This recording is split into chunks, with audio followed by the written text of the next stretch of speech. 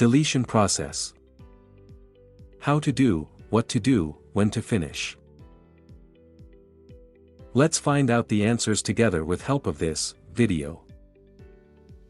Work together to crack the hardest shell of our dream. Friends, ഈ വീഡിയോയിൽ പറയുന്നത് ഡിലീഷനെ കുറിച്ചാണ്. എല്ലാ പ്രോസസ്സും ഈ വീഡിയോയിൽ പറയുന്നുണ്ട്. ഈ ഡിലീഷൻ പ്രോസസ്സിന് എന്തെങ്കിലും തെറ്റുകൾ പറഞ്ഞിട്ടുണ്ടെങ്കിൽ അതും ഏതെങ്കിലും പ്രോസസ്സ് മനസ്സിലാകാതെ ഉണ്ടെങ്കിൽ അതും LGSന്റെ അഡ്മിൻ പാനലുമായി സംസാരിച്ച് മനസ്സിലാക്കേണ്ടതാണ്. ഡിലീഷൻ പ്രോസസ്സിന്റെ കാര്യങ്ങൾ പറയുന്നതിന് മുമ്പ് കുറച്ച് കാര്യങ്ങൾ കൂടി മനസ്സിലാക്കേണ്ടതുണ്ട്. ഡിലീഷൻ പ്രോസസ്സ് ആദ്യമായിട്ട് ചെയ്യുന്ന ആളുകൾക്ക് ഇത് എന്താണ് എന്നുള്ളത് യാതൊരുവിധ അറിവുമില്ല എങ്കിൽ ഈ വീഡിയോ നിങ്ങളെ പൂർണ്ണമായി ഹെൽപ്പ് ചെയ്യുന്നതാണ്. എന്നാൽ ഒരു പെൺകുട്ടി സ്റ്റുഡന്റാണ്, വീട്ടമ്മയുമാണ്. പ്രോസസ്സിനെ കുറിച്ച് യാതൊരു അറിവുമില്ലാത്ത അവർ 30 ഡിലീഷൻ പ്രോസസ്സ് കംപ്ലീറ്റ് ചെയ്തു. അവർ ജോലിക്ക് കയറി.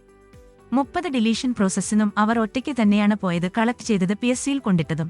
എപ്പോൾ അവർക്ക് വേണ്ട ഡിലീഷൻ അവർ ഒറ്റയ്ക്ക് പോയി ചെയ്യേണ്ട സാഹചര്യമുണ്ടായി. അവർ തന്നെ സ്വയം കളക്ട് ചെയ്യേണ്ടതായിട്ടും വന്നിട്ടുണ്ട്.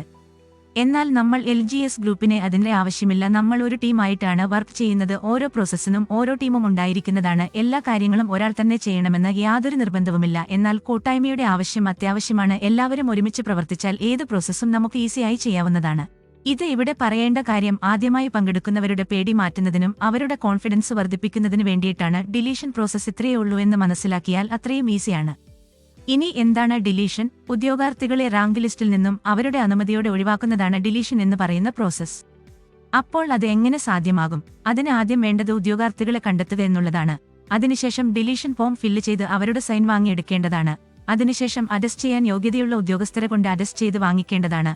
അതിനുശേഷം നോട്ടറി വെരിഫൈ ചെയ്ത് അറ്റസ്റ്റ് ചെയ്ത് സീൽ ചെയ്തതിനുശേഷം അത് PSSC ഓഫീസിൽ കൊണ്ട് കൊടുത്തു കഴിഞ്ഞാൽ ഡിലീഷൻ പ്രോസസ്സ് കംപ്ലീറ്റ് ചെയ്തു. ഇതാണ് ഡിലീഷൻ പ്രോസസ്സിന്റെ ഏറ്റവും സിമ്പിളായ ഒരു വിവരണമാണ് ഇത്. ഇത് ഒരു ടീം വർക്കായി ചെയ്യാമെന്ന് നമുക്ക് നോക്കാം. ആദ്യം നമുക്ക് ഈ ഡിലീഷൻ വർക്ക് ഓരോ ടീമായി ഓരോ സെക്ഷനായി എങ്ങനെ ഈസിയായി കംപ്ലീറ്റ് ചെയ്യാമെന്ന് നോക്കാം. ഈ ഡിലീഷൻ പ്രോസസ്സ് 14 ജില്ലക്കാർക്കു വേണ്ടി ആയതുകൊണ്ട് ഇതിനകത്തുള്ള ഉദ്യോഗാർത്ഥികളുടെ എണ്ണം കൂടുതലായതുകൊണ്ടും ഈ പ്രോസസ്സ് ഈസിയാക്കുന്നതിന്റെ ആവശ്യകത ഉണ്ട്.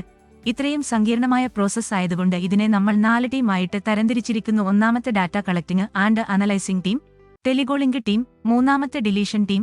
അതുകഴിഞ്ഞ് നമ്മൾ ഡിലീഷൻ കംപ്ലീഷൻ ടീമിനെ ഏൽപ്പിക്കുന്നതാണ്. ഇതോടുകൂടി ഈ പ്രോസസ്സ് കംപ്ലീറ്റ് ആകുന്നതാണ്. ഇനി നമുക്ക് ഇത് ഓരോന്നും വിശദമായി ഒന്ന് മനസ്സിലാക്കാം. ആദ്യത്തെ ഡാറ്റ കളക്ടിംഗ് ടീമിന്റെ ആവശ്യകത എന്തെന്നും അത് എങ്ങനെ വർക്ക് ചെയ്യുന്നു എന്ന് മനസ്സിലാക്കാം. ഡേറ്റ കളക്ടീവ് ടീമാണ് നമുക്ക് ഉദ്യോഗാർത്ഥികളെയും അവരുടെ ഫോൺ നമ്പറും കളക്ട് ചെയ്തു തരുന്നത്. ഇത് എങ്ങനെ സാധ്യമാകുമെന്ന് നോക്കാം. ഇതിന് 2 വഴികളാണ് നമ്മുടെ മുന്നിലുള്ളത്. ഒന്ന്, പൈസ കൊടുത്തു ഡേറ്റ കമ്പാരിസൺ ടീമിന്റെ കയ്യിൽ നിന്ന് വാങ്ങുക. രണ്ടാമത്തെ വഴി എന്ന് പറയുന്നത് PSCയിൽ നിന്നുള്ള അഡ്വൈസ് ചാർട്ട് ഉപയോഗിച്ച് കമ്പാരിസൺ നടത്തി അതിൽ നിന്നും ജോലിയിൽ പ്രവേശിച്ചവരെ കണ്ടെത്തുക. ഇത് നമ്മുടെ ഡാറ്റ കമ്പാരിസൺ ടീം ചെയ്യുന്നതാണ്. ഇപ്പോൾ കളക്ട് ചെയ്ത ഡേറ്റ ഇനി നമ്മൾ രണ്ടാമത്തെ ടീമായ ടെലികോളിംഗ് ടീമിനെയാണ് ഏൽപ്പിക്കുന്നത്. ഇനി ടെലികോളിംഗ് ടീമിന്റെ വർക്ക് എന്താണെന്ന് അതെങ്ങനെ വർക്ക് ചെയ്യുന്നു എന്ന് നമുക്ക് നോക്കാം. ഇപ്പോൾ കിട്ടിയിരിക്കുന്ന ഡേറ്റയിലും ജോലിയിൽ പ്രവേശിക്കുന്ന ഉദ്യോഗാർത്ഥികളുടെ ഫോൺ നമ്പറും അഡ്രസ്സും ഉണ്ടായിരിക്കും. ഈ ടീം ഈ ഫോൺ നമ്പർ ഉപയോഗിച്ച് ജോലി പ്രവേശിച്ച ആളുകളെ ഫോൺ വിളിക്കുകയും അവരുമായി ഡിലീഷൻ കാര്യങ്ങൾ സംസാരിക്കുകയും ഡിലീഷൻ എത്ര അത്യാവശ്യമാണ് എന്നുള്ളത് അവരെ പറഞ്ഞു ബോധ്യപ്പെടുത്തുകയും യാതൊരു പ്രകോപനവും കൂടാതെ താഴ്മയായി അപേക്ഷിച്ചു അവരിൽ നിന്നും മാക്സിമം ഡിലീഷൻ വാങ്ങിച്ചെടുക്കാൻ ശ്രമിക്കുക എന്നുള്ളതാണ് ടെലികോളിംഗ് ടീമിന്റെ ജോലി. ഇത് കംപ്ലീറ്റ് ചെയ്താൽ നമുക്ക് ഡിലീഷൻ എന്ന മൂന്നാമത്തെ പ്രോസസ്സിലേക്ക് പോകാം. ഡിലീഷൻ പ്രോസസ്സിന്റെ ആവശ്യത്തിനായി ഫില്ല് ചെയ്തു കൊടുക്കേണ്ടത് 2 ഫോമുകളാണ്. ഒന്ന്, സ്റ്റാമ്പ് പേപ്പർ അഥവാ മുദ്രപത്രം. 2, റിലിങ്ക്വിഷ്മെന്റ് അഥവാ ജോലി ഉപേക്ഷിക്കൽ ഫോം. ഇനി ഇതിനെക്കുറിച്ച് വിശദമായി ഒന്ന് നോക്കാം. സ്റ്റാമ്പ് പേപ്പർ അഥവാ മുദ്രപത്രം എന്തിനാണ് എന്ന് നോക്കാം. അഫിഡേവിറ്റ് അഥവാ സത്യവാങ്മൂലം എഴുതി തയ്യാറാക്കുന്നതിനാണ് മുദ്രപത്രം. ഇത് എന്തിനാണെന്ന് നോക്കാം. ഇത് ഉദ്യോഗാർത്ഥി സ്വയം ഈ റാങ്ക് ലിസ്റ്റിലെ ജോലി ഉപേക്ഷിക്കുന്നതിനായി രേഖാമൂലം എഴുതി തയ്യാറാക്കുന്ന സത്യവാങ്മൂലം. ഇതിന്റെ ഒരു കോപ്പി നിങ്ങൾക്ക് സ്ക്രീനിൽ കാണാവുന്നതാണ്. മുദ്രപത്രം വാങ്ങുമ്പോൾ ഉദ്യോഗാർത്ഥിയുടെ പേരിൽ തന്നെ വാങ്ങാൻ ശ്രദ്ധിക്കുക, അല്ലെങ്കിൽ അത് റിജക്റ്റ് ആവുന്നതാണ്.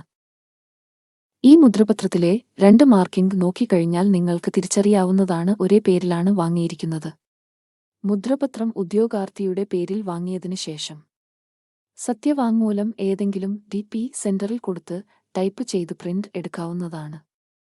അല്ല എങ്കിൽ അത് കൈകൊണ്ട് എഴുതി തയ്യാറാക്കി പ്രിന്റ് എടുക്കാവുന്നതാണ്. പ്രിന്റ് എടുക്കുന്നതിനു മുമ്പ് ഉദ്യോഗാർത്ഥിയുടെ എല്ലാ വിവരങ്ങളും അതിൽ ഉൾപ്പെടുത്തിയിട്ടുണ്ടോ എന്ന് വെരിഫൈ ചെയ്യേണ്ടതാണ്.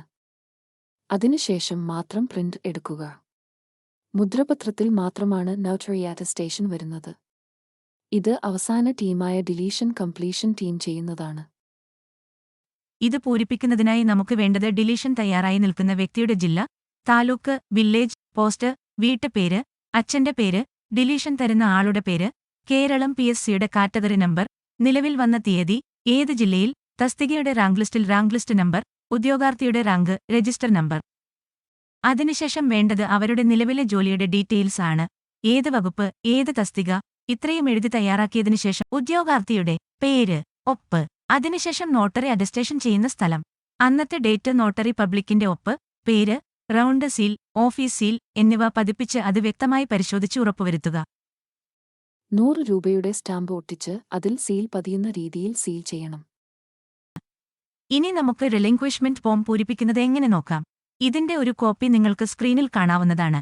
ഇത് പൂരിപ്പിക്കുന്നതിനായി ഉദ്യോഗാർത്ഥിയുടെ ഒരു ഫോട്ടോയും ഉദ്യോഗാർത്ഥിയുടെ പേര്, അവരുടെ PC and permanent candidate number അഥവാ സ്ഥിരം സ്ഥാനാർത്ഥി നമ്പർ, യൂസർ ID, അഡ്രസ് അല്ലെങ്കിൽ അവരുടെ contact number, category number, name of post, name of department, rank list number and date, register number, rank number, reason for relinquishment, ഇത്രയും ഡേറ്റയാണ് ഇതിനകത്ത് ഫില്ല് ചെയ്യേണ്ടത്. പേര് PSC കൊടുത്ത പേര് തന്നെ എഴുതണം. PCN നമ്പർ OETV സർട്ടിഫിക്കറ്റിൽ നിന്ന് എടുക്കേണ്ടതാണ്. OTV സർട്ടിഫിക്കറ്റ് ഒരു കോപ്പി ഈ സ്ക്രീനിൽ കാണാൻ പറ്റുന്നത്. യൂസർ ID ലോഗിൻ ചെയ്യുന്ന സമയത്തുള്ള ഐഡിയാണ്. അഡ്രസ്സ് PSCയിൽ കൊടുത്തിരിക്കുന്ന അഡ്രസ്സ് തന്നെ എഴുതണം. അതിന്റെ കൂടെ PSCയിൽ കൊടുത്തിരിക്കുന്ന ഫോൺ നമ്പർ. കാറ്റഗറി നമ്പർ എല്ലാവർക്കും കോമൺ തന്നെയാണ്. 609/2021. Name of the post last grade servant. Name of A department company board LGS. Rank list number. Rank list വരുമ്പോൾ അതിനകത്ത് ഒരു നമ്പർ ഉണ്ടാകും. ആ നമ്പറാണ് ഇവിടെ എഴുതേണ്ടത്. അതിന്റെ കൂടെ അതിന്റെ ഡേറ്റ്. രജിസ്റ്റർ നമ്പർ, അത് നമ്മുടെ രജിസ്റ്റർ നമ്പർ തന്നെയാണ്. ഇന്റർവ്യൂ നമ്പർ, ഇന്റർവ്യൂ അറ്റൻഡ് ചെയ്തിട്ടില്ലാത്തതുകൊണ്ട് അത് നമ്മൾ വെക്കേണ്ടതില്ല. റാങ്ക് നമ്പർ, റാങ്ക് ലിസ്റ്റ് വന്നതിന് ശേഷമുള്ള റാങ്ക് നമ്പർ. റീസൺ ഫോർ റിലിങ്ക്വിഷ്മെന്റ്, ഏത് കാരണം കൊണ്ടാണ് ഈ ജോലി വേണ്ട എന്ന് വെക്കുന്നത്, അതാണ് ഇവിടെ എഴുതേണ്ടത്. ഉദാഹരണത്തിന് വർക്കിംഗ് ASLDC. അതിനുശേഷം വരുന്ന ഭാഗം സ്ഥലവും തീയതിയും. അതിനുശേഷം സൈൻ ചെയ്യാനുള്ള ഭാഗമാണ്. 2 സ്ഥലത്തും ഉദ്യോഗാർത്ഥി സൈൻ ചെയ്തിരിക്കണം. അതും PSCയിൽ കൊടുത്തിരിക്കുന്ന സിഗ്നേച്ചർ തന്നെയാകണം. ഇവിടെയും കൊടുക്കാൻ യാതൊരു മാറ്റവും ഉണ്ടാകരുത്, ഇല്ലെങ്കിൽ ഇത് റിജക്ട് ചെയ്യുന്നതാണ്. അതിനുശേഷം ചെയ്യേണ്ടത് അറ്റസ്റ്റേഷനാണ്. അറ്റസ്റ്റേഷൻ ചെയ്യാൻ അധികാരമുള്ള ഉദ്യോഗസ്ഥയെ കണ്ടെത്തി അറ്റസ്റ്റേഷൻ ചെയ്യേണ്ടതാണ്. അറ്റസ്റ്റേഷൻ ചെയ്യുമ്പോൾ മുകളിൽ ഉദ്യോഗാർത്ഥിയുടെ ഫോട്ടോ മറയാതെ ചെയ്യേണ്ടതാണ്. Designation seal, office seal, signature, ഇത് മൂന്നും രണ്ടിടത്തും ഉണ്ടോ എന്ന് വെരിഫിക്കേഷൻ മാത്രം അറ്റസ്റ്റ് ചെയ്യുന്ന സ്ഥലത്തു നിന്നും പോകാവൂ.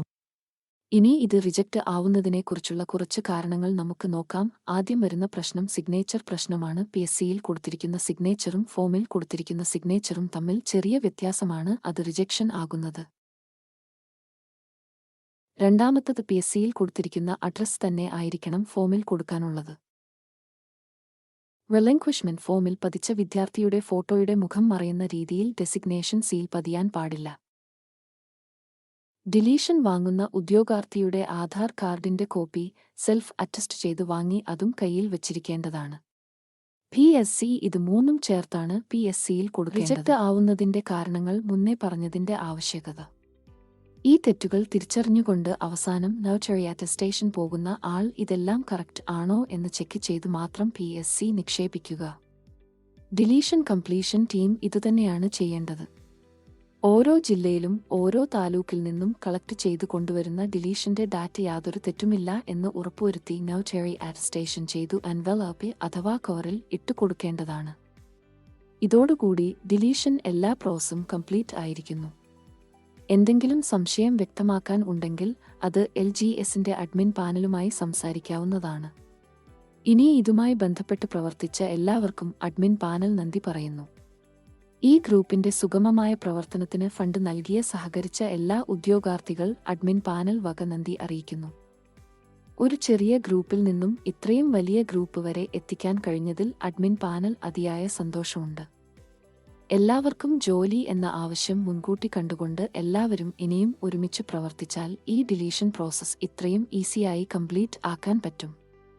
ഈ വീഡിയോയിൽ എന്തെങ്കിലും തെറ്റുകുറ്റങ്ങൾ ഉണ്ടെങ്കിൽ അത് ക്ഷമിച്ച് സഹകരിക്കണമെന്ന് അഭ്യർത്ഥിക്കുന്നു. എല്ലാവർക്കും നന്ദി, നമസ്കാരം.